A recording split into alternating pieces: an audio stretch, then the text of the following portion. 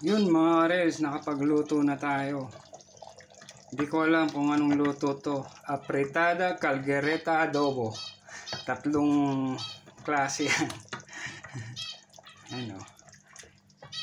Chicken adobo, caldereta, at apretada. Kasi meron siyang saging saba. Yung kahapon na sobra na ginawa nating turon.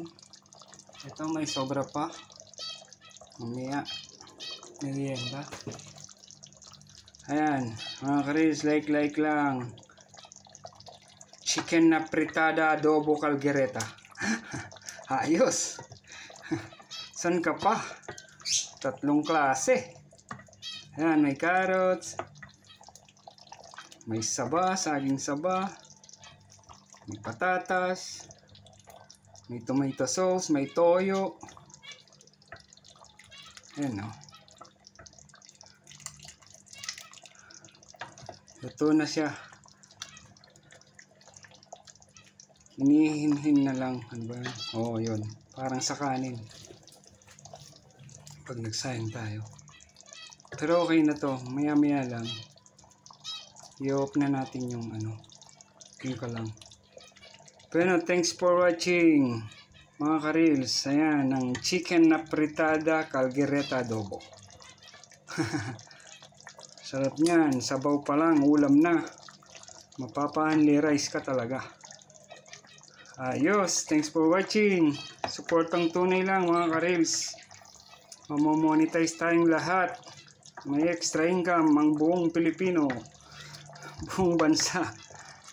May pambayad na tayo ng kuryente, tubig, pagkain. Hindi na tayo mamumblema. Maganda yan, maganda. Supportang tunay lang. Lahat kikita ng 20,000, 30,000, 10,000 a month. Napakalaking tulong yan. Kung lalo pa kung malaki na yung ating income bayad ng meta sa atin. Pwede na rin tayong di magtrabaho. Mag-business na lang tayo. Yun ang ginawa ng mga malalaking content creator, mga nagbo-vlogger. Oh. Nag-business na lang. Yun.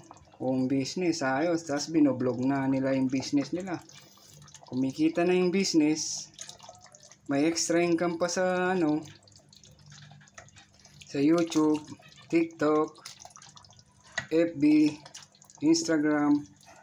Ayos, malaking tulong.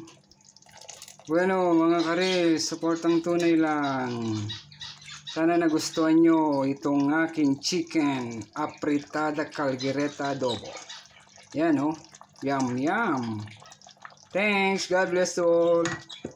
Hanggang sa muli. Ayos.